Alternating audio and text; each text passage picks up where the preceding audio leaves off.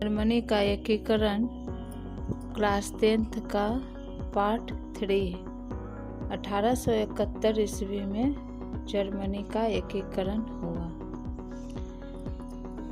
Italy के एकीकरण के दौरान ही जर्मन क्षेत्र में भी समान प्रक्रियाएं चल रही थी, अतः दोनों देशों का एकीकरण लगभग साथ साथ ही संपन्न हुआ। जर्मनी मध्यकाल लगभग 800 ईसा में शार्लमा के नेतृत्व में संगठित होकर लंबे समय तक सुदृढ़ अवस्था में रहा, परंतु आधुनिक युग के आते आते जर्मनी पूरी तरह से विखंडित राष्ट्र था, जिसमें लगभग 300 छोटे बड़े राज्य थे।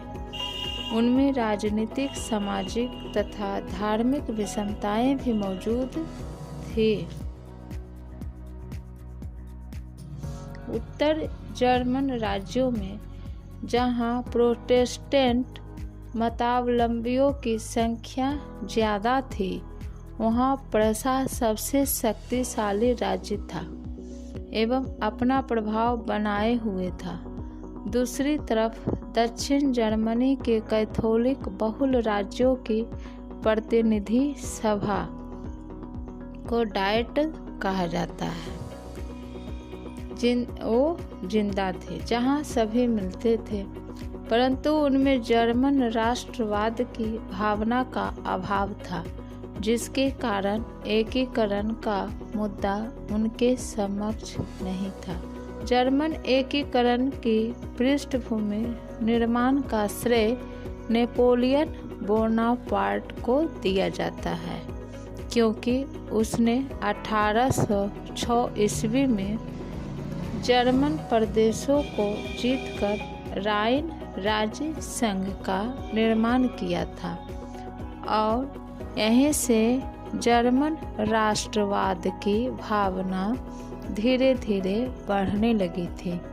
इसी दौरान जर्मनी में बुद्धिजीवियों, किसानों, कलाकारों जैसे हेगेल, कांट, हमबोल्ट, अंडर्ट, जैकब ग्रिम आदि ने जर्मन राष्ट्रवाद को बढ़ावा दिया। हेगेल ने ऐतिहासिक द्वंद्ववाद की व्याख्या करते हुए जर्मन राष्ट्रवाद के विकास में भूमिका निभाई। प्रेसा का चांसलर बिस्मार्क हेगेल के विचारों से काफ़ी प्रभावित था। अंडर्ट ने कविताओं के माध्यम से देशभक्ति जागृत की। हिंडेनबर्ग तथा नोवेलिस ने जर्मन के गौरवमय अतीत को सामने रखा।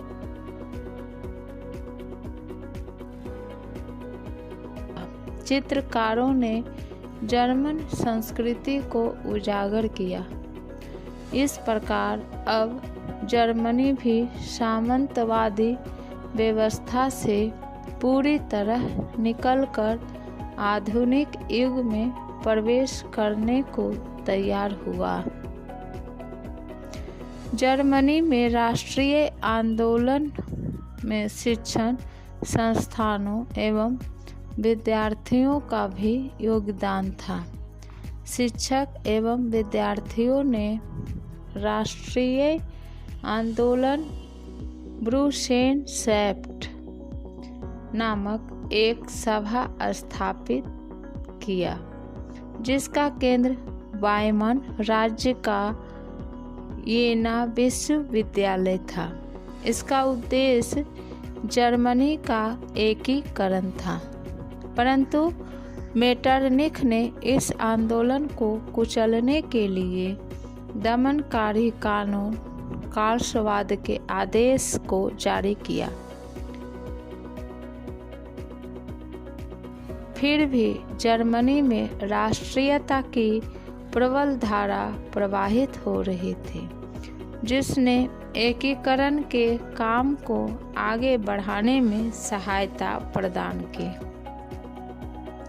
इसी परिप्रेक्ष्य में एकीकरण की आर्थिक परिस्थितियां भी निर्मित हो रही थी।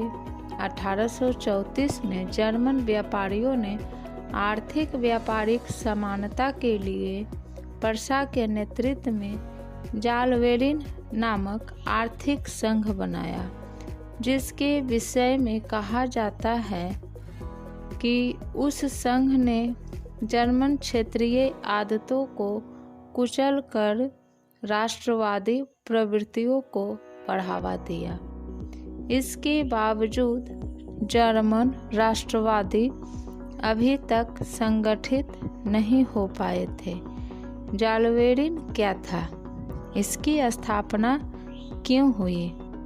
नेपोलियन के प्रशासनिक सुधारों के पश्चात जर्मन भाषी इलाकों ने 39 राज्यों का एक महासंघ बनाया, परंतु इनमें प्रत्येक की मुद्रा और नाप तौल प्रणाली अलग अलग थी। एक व्यापारी को अनेक स्थानों पर सीमा शुल्क देना पड़ता था। शुल्क वस्तु के आकार के आधार पर देने पड़ते थे। प्रत्येक क्षेत्र में नाप तौल व्यवस्था अलग अलग होने के कारण हिसाब लगाने में अधिक समय लगता था। उदाहरण के रूप में कपड़े के नापने का पैमाना एले था, जिसकी लंबाई विभिन्न स्थानों पर अलग अलग थी। अतः नए वाणिज्यिक वर्ग के द्वारा एक बाधा रहित पूंजी के आवागमन के लिए एक एकीकृत आर्थिक क्षेत्र की मांग पर 1834 में प्रसा की पहल पर एक शुल्क संघ जालवेराइन की स्थापना की गई, जिसमें अधिकांश जर्मन राज्य सम्मिलित हो गए। इसके अंतर्गत शुल्क अवरोधों को समाप्त कर दिया गया। मुद्राओं की संख्या 30 से घटाकर 2 कर दी गई।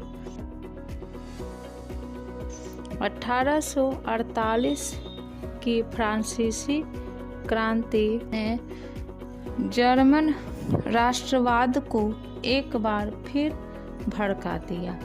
दूसरी तरफ इस क्रांति ने मेटरनिख के युग का अंत भी कर दिया। इसी समय जर्मन राष्ट्रवादियों ने मार्च 1848 में पुराने संसद की सभा को फ्रैंकफर्ट शहर में बुलाया, जहां यह निर्णय लिया गया कि प्रसा का शासक फ्रेडरिक विलियम जर्मन राष्ट्र का नेतृत्व करेगा और उसी के अधीन समस्त जर्मन राज्यों को एकीकृत किया जाएगा। साथ ही लोकतांत्रिक वैधानिक राजत्व के शासन सिद्धांत को अपनाया जाएगा। परंतु फ्रेडरिक, जो एक निरंकुश एवं रूढ़िवादी विचार का शासक था, इसने लोकतांत्रिक व्यवस्था को मानने से इनकार कर दिया, क्योंकि वह पूर्ण रूप से ऑस्ट्रियाई संघर्ष से बचना चाहता था। जर्मनी के कुछ अन्य दक्षिणी राज्य भी एकीकरण के इस प्रस्ताव के विरोध में थे। जर्मन राज्यों में विद्रोह की स्थिति पैदा हो गई, जिसे ऑस्ट्रिया और प्रसा ने मिलकर दबा दिया। प्रसा अब तक समझ चुका था कि जर्मनी का एकीकरण उसी के नेतृत्व में हो सकता है, इसलिए उसने अपनी सैन्य शक्ति बढ़ानी शुरू कर दी। इसी बीच फ्रेडरिक का देहांत हो गया और उसका भाई विलियम प्रसा का शासक बना। विलियम राष्ट्रवादी विचारों का पोषक था। उसके सुधारों के फलस्वरूप जर्मनी में औद्योगिक क्रांति की हवा तेज हो गई।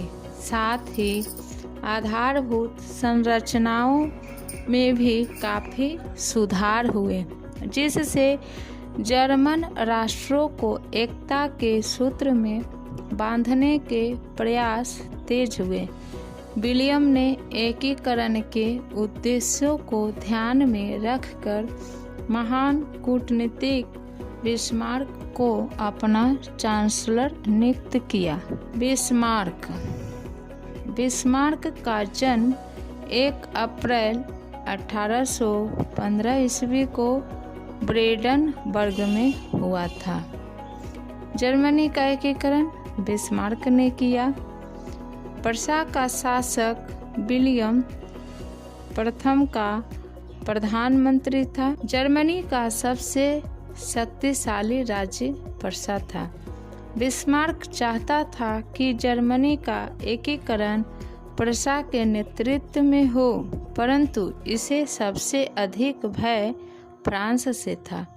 बिस्मार्क निरंकुश राजतंत्र का समर्थन करते हुए जर्मनी के एकीकरण के प्रयास में जुट गया। यह उसकी कूटनीतिक सफलता थी कि चाहे उदारवादी राष्ट्रवादी हो या कट्टरवादी राष्ट्रवादी, सभी उसे अपने विचारों का समर्थक समझते थे।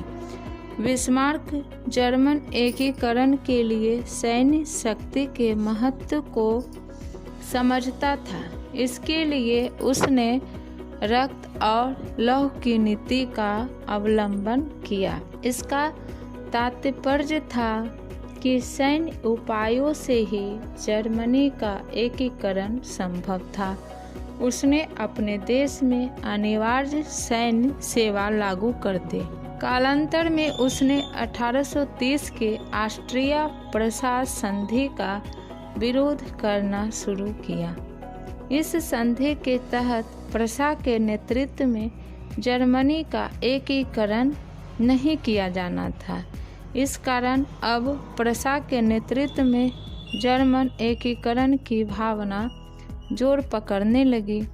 बिस्मार्क ने अपनी नीतियों से प्रशा का सुदृढ़ीकरण किया और इस कारण प्रशा ऑस्ट्रिया से किसी भी मायने में कम नहीं रह गया। तब बिस्मार्क ने ऑस्ट्रिया के साथ मिलकर 1864 ईस्वी में सेल्सविग और होल्स्टीन राज्यों के मुद्दे को लेकर डेनमार्क पर आक्रमण कर दिया, क्योंकि उन पर डेनमार्क का नियंत्रण था। जीत के बाद सेल्सविग प्रशा के अधीन हो गया और होल्स्टीन ऑस्ट्रिया को प्राप्त हुआ। चूँकि इन दोनों राज्यों में जर्मनी की संख्या अधिक थी, अतः प्रशा ने जर्मन राष्ट्रवादी भावनाओं को भड़काकर विद्रोह फैला दिया, जिसे कुचलने के लिए ऑस्ट्रिया की सेना को प्रशा के क्षेत्र को पार करते हुए जाना था और प्रशा ने ऑस्ट्रिया को ऐसा करने से रोक दिया। बिस्मार्क की नीति के अंतर्गत ऑस्ट्रिया से युद्ध करना असंभव था, परंतु बिस्मार्क ऑस्ट्रिया को आक्रमणकारी साबित करना चाहता था। इसलिए उसने पहले ही फ्रांस से समझौता कर लिया था कि ऑस्ट्रिया और प्रशा के युद्ध में फ्रांस तटस्थ रहे। इसके लिए बिस्मार्क ने फ्रांस को कुछ क्षेत्र भी देने का वादा किया था। बिस्मार्क ने इटली के शासक विक्टर इमैनुएल से भी संधि कर ली, जिसके अनुसार ऑस्ट्रिया प्रशा युद्ध में इटली को ऑस्ट्रियाई क्षेत्रों पर आक्रमण करना था। अंततः अपने अपमान से क्षुब्ध ऑस्ट्रिया ने 1866 ईस्वी में प्रशा के खिलाफ सेडोवा में युद्ध की घोषणा कर दी और ऑस्ट्रिया दोनों तरफ से युद्ध में फंसकर बुरी तरह पराजित हो गया। इस तरह ऑस्ट्रिया का जर्मन क्षेत्रों पर से प्रभाव समाप्त हो गया और इस तरह जर्मन एकीकरण का 2/3 कार्य पूरा हो गया। शेष जर्मनी के एकीकरण के लिए फ्रांस के साथ युद्ध करना आवश्यक था, क्योंकि जर्मनी के दक्षिणी रियासतों, जिसे राज्य कहा जाता है, के मामले में फ्रांस हस्तक्षेप कर सकता था। इसी समय स्पेन की राजगद्दी का मामला उभर गया, जिस पर प्रशा के राजकुमार की स्वाभाविक दावेदारी थी, परंतु फ्रांस ने इस दावेदारी का खुलकर विरोध किया और प्रशा से इस संदर्भ में एक लिखित वादा मांगा। बिस्मार्क ने इस बात को तोड़ मरोड़ कर प्रेस में जारी कर दिया, जिसके फलस्वरूप जर्मन राष्ट्रवादियों ने इसका खोलकर विरोध कर शुरू कर दिया। इससे चिढ़कर 19 जून 1870 को फ्रांस के शासक नेपोलियन ने प्रशा के खिलाफ युद्ध की घोषणा कर दी और सेडान की लड़ाई में फ्रांसीसियों की जबरदस्त हार हुई। तदुपरांत 10 मई 1871 को फ्रैंकफर्ट की संधि द्वारा दोनों राष्ट्रों के बीच शांति स्थापित हुई। इस प्रकार सेडान के युद्ध में ही एक महाशक्ति के पतन पर दूसरी महाशक्ति जर्मनी का उदय हुआ। अंततोगत्वा जर्मनी 1871 तक एक एकीकृत राष्ट्र के रूप में यूरोप के राजनीतिक मानचित्र में स्थान पाया। इस प्रकार जर्मनी एकीकरण के परिणाम स्वरूप राष्ट्रवाद ने सिर्फ 2 बड़े राज्यों के उदय को ही सुनिश्चित नहीं किया, बल्कि अन्य यूरोपीय राष्ट्रों में भी इसके कारण राजनैतिक उथल पुथल शुरू हुए। वस्तुतः इसके मूल में राष्ट्रीयता की भावना एवं लोकतांत्रिक विचारों का उदय था। हंगरी, बोहेमिया तथा यूनान में स्वतंत्रता आंदोलन इसी राष्ट्रवाद का परिणाम था।